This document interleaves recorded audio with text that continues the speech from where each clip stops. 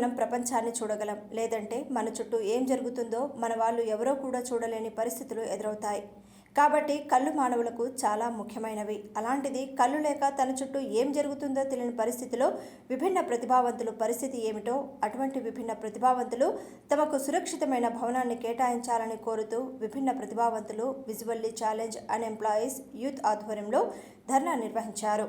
కాకినాడ సాంబమూర్తి నగర్లో తమకు కేటాయించిన భవనం శిథిలావస్థకు చేరుకుందని, తాము ఆ బిల్డింగ్లో అనేక ఇబ్బందులకు గురవుతున్నామని వారు పేర్కొన్నారు. నేడు చిత్రాడకు వస్తున్న ఉప ముఖ్యమంత్రి పవన్ కళ్యాణ్ తమ సమస్యలను పరిష్కరించాలని విజ్ఞప్తి చేసేందుకు చలో చిత్రాడకు బయలుదేరారు దివ్యాంగులు. ఈ సందర్భంగా విభిన్న ప్రతిభావంతులు మాట్లాడారు.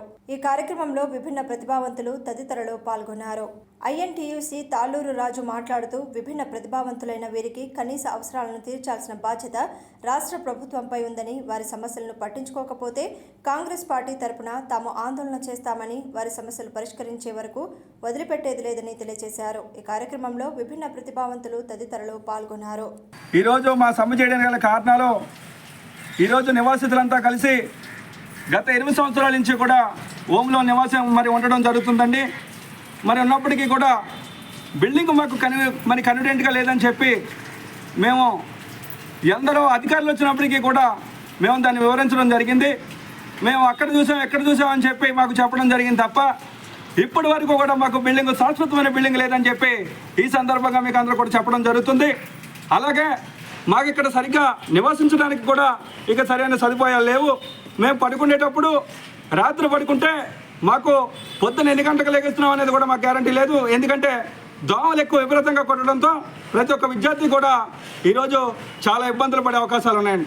అలాగే మాకు భోజనం చేయడానికి కానీ సరైన ఒక డైనింగ్ హాల్ కానీ సరైన వసతి కూడా లేకపోవడంతో ఈరోజు మేము ఈరోజు మొన్న ఉన్న ఆవేదన కాదు, మాకు గత 8 సంవత్సరాల నుంచి ఉన్న ఆవేదన ఈరోజు మేము చెప్పి మా మనోభావాలు విసుగు చెంది ఈరోజు మేము సమ్మె చేయడానికి గల కారణం ఇదని చెప్పి ఈ మీడియా ముఖంగా చెప్పడం జరుగుతుంది.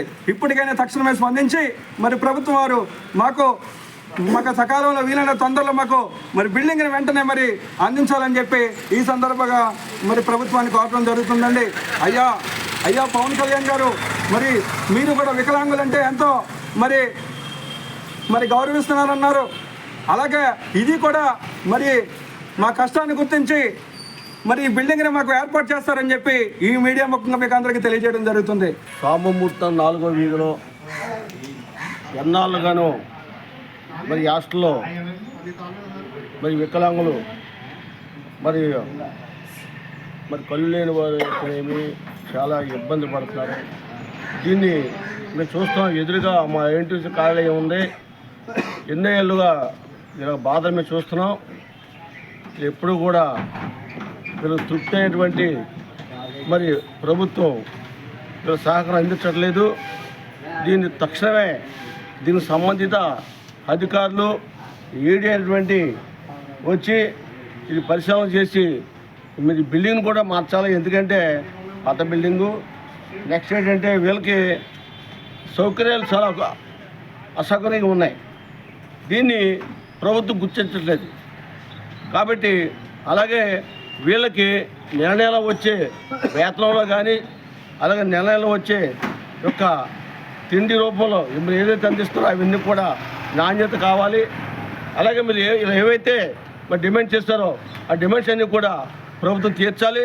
తీర్చని పట్ల అయితే మేము తప్పకుండా వెనకుండి మేమందరం కూడా అనేక సంఘాలు అనేక కార్మిక సంఘాలు వాళ్ళకి సపోర్ట్గా నిలిచి వాళ్ళ యొక్క కోరికలు ఏవైతే ఉన్నాయో ప్రభుత్వం ద్వారా మేము ఇవాళ తేల్చుకుంటామని చెప్పేసి కోరుకుంటూ ఐఎన్టీసీలో కార్మికులే కాదు అలాగే వికలాంగులు కూడా దాంట్లో ఉన్నారు. వాళ్ళకు కూడా పూర్తి మద్దతు ఇస్తూ ఇక్కడి నుంచి నేను ఐఎన్టీసీ అధ్యక్షులుగా, నా పేరు తాళ్లూరు రాజు, జిల్లా అధ్యక్షులుగా పనిచేస్తున్నాను. 40 సంవత్సరాలుగా కార్మిక సంఘాల్లో పనిచేస్తున్నాను. కాబట్టి వీళ్ళకి ఏవైతే కోరుతున్నారో మీ ఎదురుగుండానే ఉన్నాము. ఈ యొక్క ఇంటి ఎదురుగుండానే మా ఆఫీస్ ఎదురుగుండానే వాళ్ళ హాస్టల్ ఎదురుగుండానే మా అవసరం ఉంది కాబట్టి మా కార్యాలయం ఉంది కాబట్టి మేము స్పందిస్తూ తప్పకుండా ఏవైతే కోరుకున్నాయో అన్నీ కూడా తీర్చాలని చెప్పి ప్రభుత్వాన్ని డిమాండ్ చేస్తున్నాం.